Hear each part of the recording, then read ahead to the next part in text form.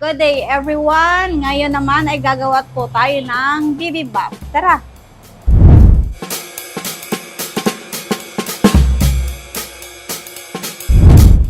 So, ang ating mga kailangan po ay cooking oil, onion, zucchini, cabbage, carrots, rice, and egg, cucumber, seaweeds, gochujang, sesame oil, and sesame seed. So, mag-stir fry lang po muna tayo ng ating mga ingredients.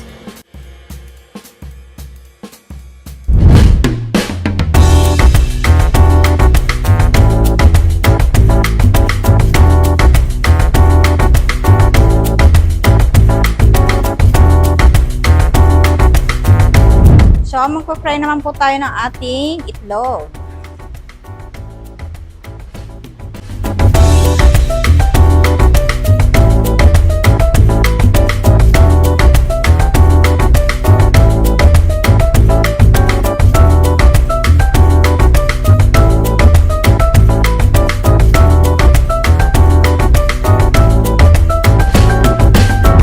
So, ito na po ang ating finished product na bibimbap.